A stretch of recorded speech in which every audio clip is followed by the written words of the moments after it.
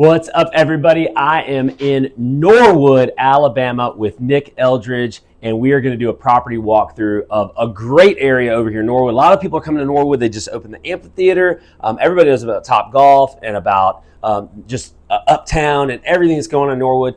What is going on with this area? Is there still opportunity here? Can you still make money over in Norwood? We're going to find out next, talking to Nick Eldridge. All right, Nick, we are over here in Norwood, man. Tell me about this house. All right, y'all. So this is a 3-bed, 2-bath house. It's about 1,400 square feet. We originally bought it for $93,000. It was a 3-1 when we bought it, but we added a master bathroom, increased the value a little bit. Like I said, bought it for $93,000. Going to put about $80,000 to $85,000 into it, and I think the ARV is between $255,000 to about $265,000. And let's take a look inside. All right, awesome. Yeah. So what stage of, would you say, because you're a licensed home builder too. Yep. What stage of the rehab process are we in right now? So all the rough ends are complete. Everything's been inspected. We signed off on.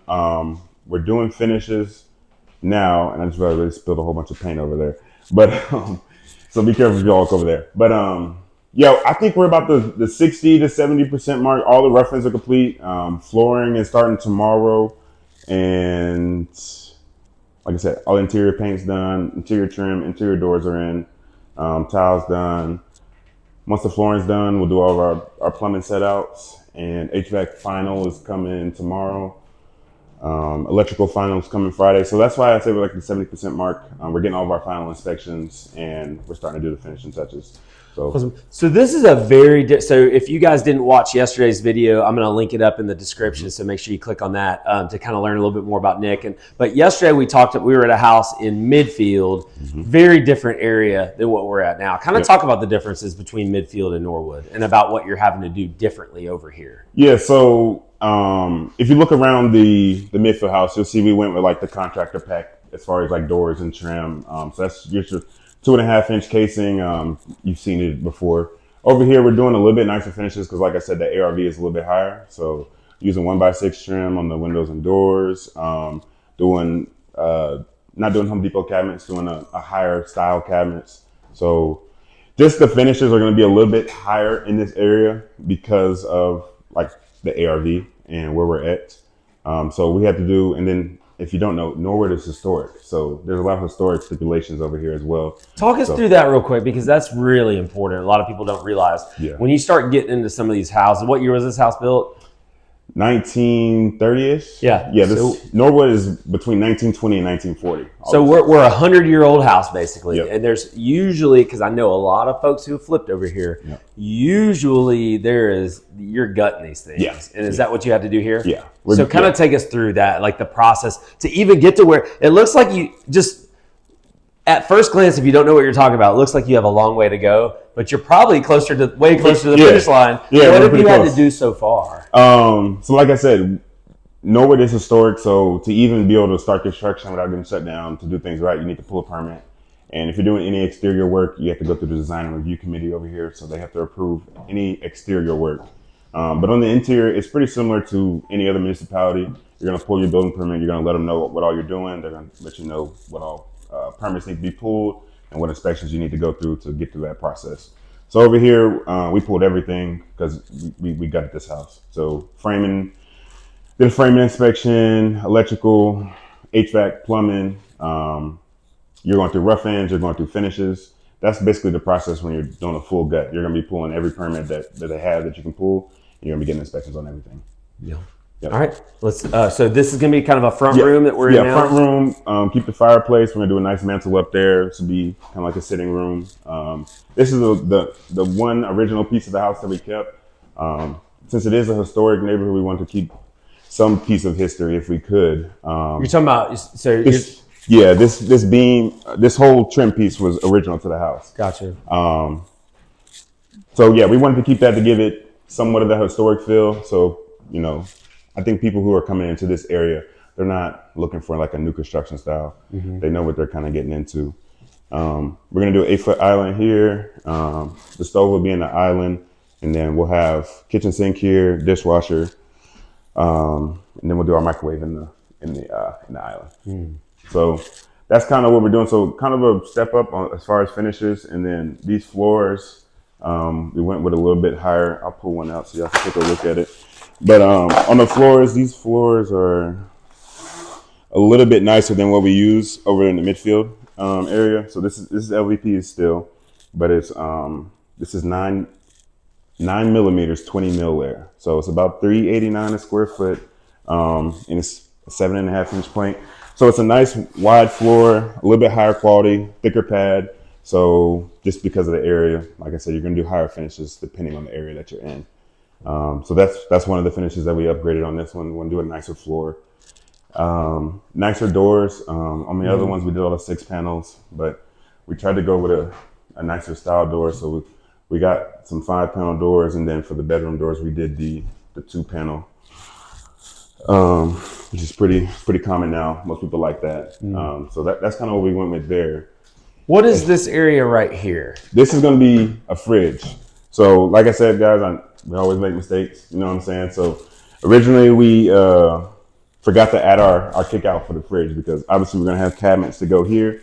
We didn't have a spot for our fridge. So this is where we had to come in and add this, and they're gonna come stub up and get our water line and a plug in here for our actual fridge. So on the back side of this wall is gonna be what? We're gonna put cabinets. The cabinet. So what will this is kind of? I would say like maybe a mini pantry. You got this door. Oh, yeah. Yeah, you know what I'm saying? Because it's not gonna be much space, but it's gonna be something usable where they can store some stuff. Sure. Because it's not a dedicated pantry space. So what's Laundry. okay? We got okay. Awesome. Utility room. So we got dryer here, washer. We got a panel right here, water heater. Almost like a little mud room too. Yeah. Because there's the back door right there as well. Yeah. Okay. Awesome. Yeah. So that's what that is, and then right here off the kitchen, we got this is our master. We forgive the mess and everything, but it's an active site. So walk-in closet.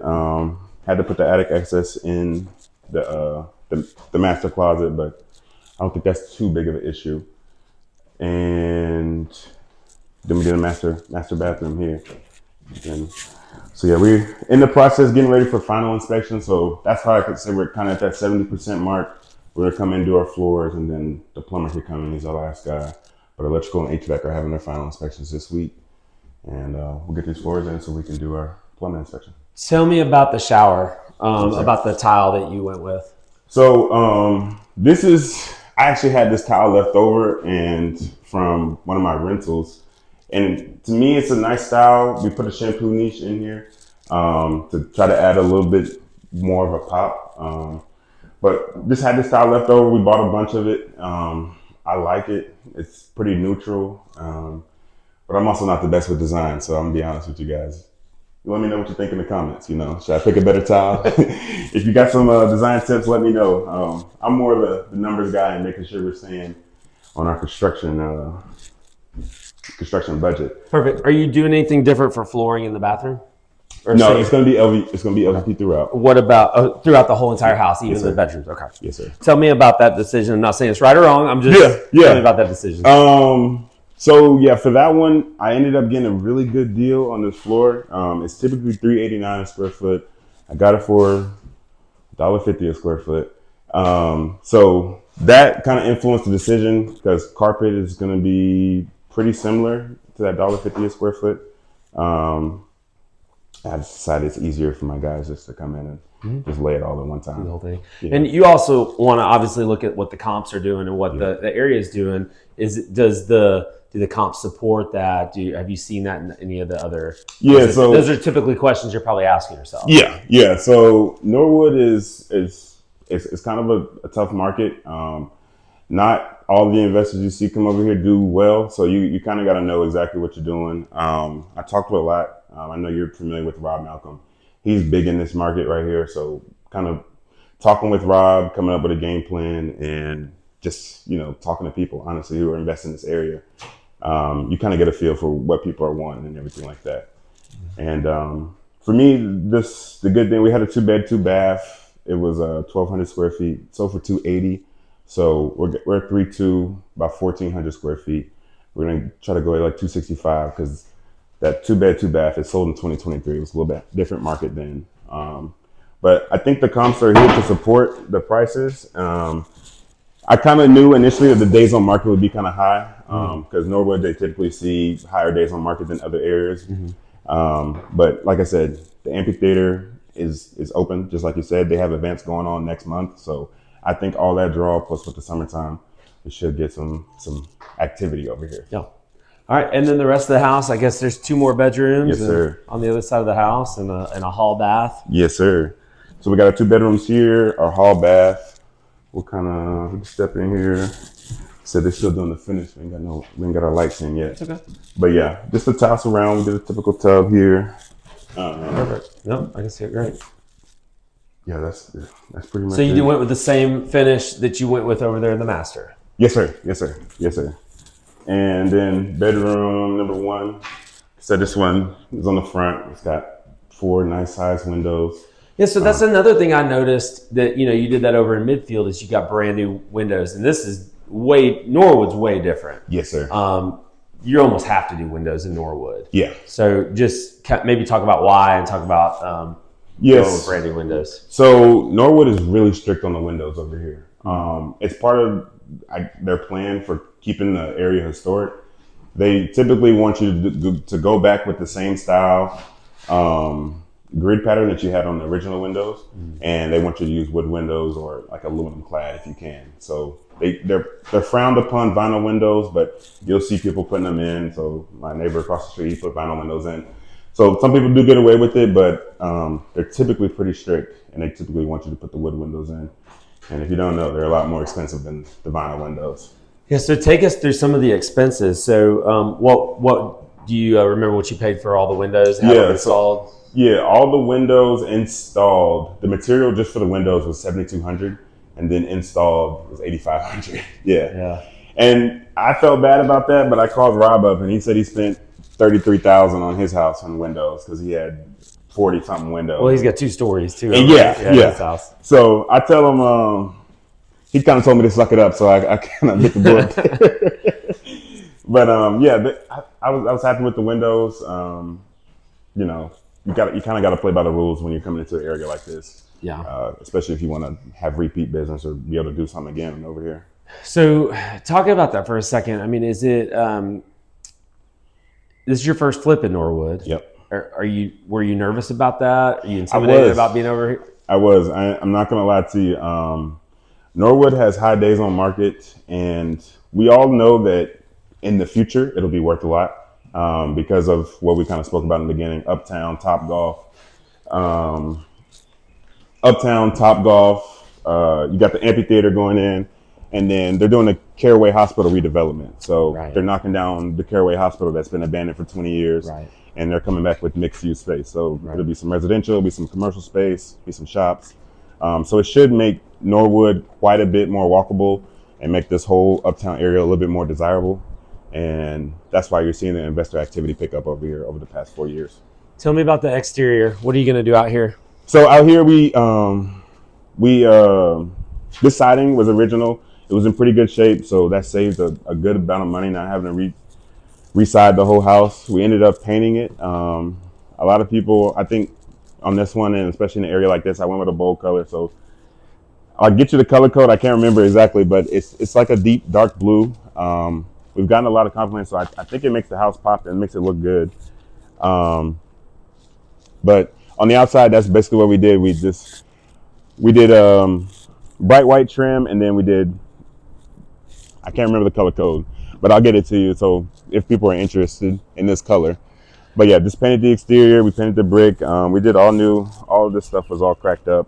So we did a whole new walkway coming up, new front porch, new stairs, new handrails there, and on the back, there's not too much more we're gonna do on this one. Just do have some trees to trim. I don't know if y'all saw the biggest tree in America is right next to my house right there. So not a lot you can do about that unless you want to spend about $5,000. Yeah, $5,500 is what I've been getting. $5,500, about $6,000. So I'm gonna have to.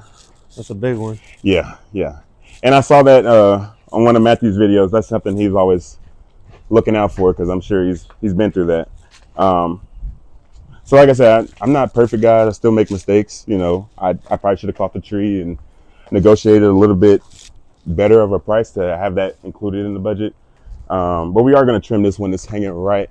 This one is hanging low right here above the house. Yeah. And then out here we'll do a 10 by 10 deck coming off of the back door. You got new HVAC? Yeah, brand new HVAC. Like I said, everything is brand new. All the systems in this house Roof? are brand new. The roof is 3 years old. That's the only thing we didn't do. So you didn't even have to do a roof. Save me some money. Wow, save a little bit of money there. Yes, sir. So, all in, what's your rehab budget? All in on this one is $90,000. Okay. Yeah. That still seems like you got off a little easy. Yeah, I get off from what I know about Norwood. Yeah. So for me, the biggest thing is subbing everything out myself because I'm a licensed home builder. Mm-hmm. I can hire subs under my license. Mm-hmm. That saves you a good amount of money because obviously I'm not paying a contractor 20, cost plus 20%. That's typically what contractors will charge you. That 20% markup, on a house like this, you're talking about a 90,000 rehab goes to 110 to 120,000 rehab pretty quick. So I haven't driven through Norwood in a while, and what I noticed when I was driving over here is, and I'm looking at your next door neighbor's house. Yep.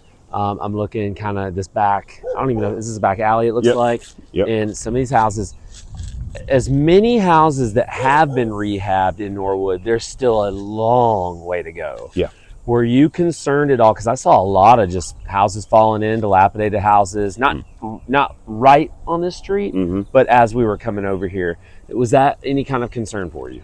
So I think like the buyers who are buying in Norwood, either they're talking to their realtors or the realtors are putting in their ear like kind of what the future is kind of predicting or what the future is looking like. Because there still is a lot of properties over here. Like actually when I bought this house, my neighbor's house across the street was all overgrown and it was a land bank house. But just in that time, you can see that they've almost completely renovated that house. Yeah. So knowing that investor activity is over here and knowing that you're seeing the value start to climb, I think that's what kind of made me comfortable taking a risk. Because like I said, you're taking a risk everywhere. You're taking a risk when you flip a house in Hoover, There's no guarantee that you're going to make money anywhere. For sure. Yeah. And so you're kind of getting towards the finish line on this one. How much longer left you think on the rehab process, and when do you expect to hit the market? So thinking about 3 weeks left. Like I said, we're gonna get all of our finals. So they're getting their stuff ready so they can test the units. We're gonna do our floors this week, and I'm thinking about 3 weeks total for everything to hit the market. So hopefully be hitting the market the middle of April 15th or so. And then, like I said, that 265 to 255, we're going to be right in that range. And, that's all you can do. Yeah. Provide a good product and see who comes by, That's awesome. The midfield house, I know you mentioned that you have a backup plan. I think it's easier to have a backup plan over there because it's more of a rental type of area. Yeah. There's really no backup plan for over here. You're flipping a house. Yeah, you're flipping over here. You probably could rent it. It'd just be tight. I could, like I said, I'll be all in around 65% of ARV. So if I had to, I could refinance. I could put a renter in here and refinance it, and I wouldn't get any profit out of it. I would just be able to get my hard money lender and just be able to pay him off, and then, kind of just scrape by. Yeah. But the hope is to obviously be able to sell it. That was the plan on this one. But you always want to have just in case. What if?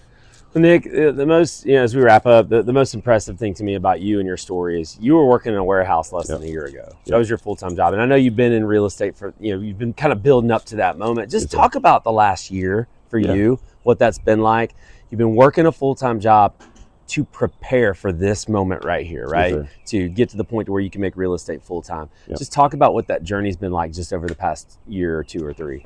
So like for me, the past year was really just building up the confidence in myself. I don't know if other people have went through that struggle or not, but you feel like you study for years, you read books and you're watching podcasts, you're going to meetups, you're doing everything you can to get into real estate, except for doing deals. You know what I'm saying? So for me, once I got the confidence to start doing deals and I was able to raise a little bit of money as well, I feel like I had that traction behind me. And speaking with you, honestly, at my first mastermind, you invited me out. It was a free event. I kind of mentioned what I wanted to do, And everyone else was, oh, maybe you shouldn't do that. But Brian was the one like, you're 26, even if you mess up badly, you're the age. I'm not married. I don't have any kids or anything like that. So you kind of gave me that confidence of like, hey, just take that risk. I know you believe in yourself. I believe in you. And, you really kind of helped me take that next step and be able to step out full time. So I do want to say thank you for that. And then, like I said, being in your mastermind, being around people who are already doing it, you're seeing that it's possible. You're seeing that you're able to actually take that dream into like some type of reality. It might not be picture perfect all the time, but the dream has actually become a reality. Yeah. Yep. Nick Eldridge, everybody, thank you so much. I really appreciate you. Good luck on this flip, and good luck the rest of the way. I appreciate you, man. Yep. Thanks for giving us a tour. Yeah, I appreciate it, man. All right, see you guys. All right.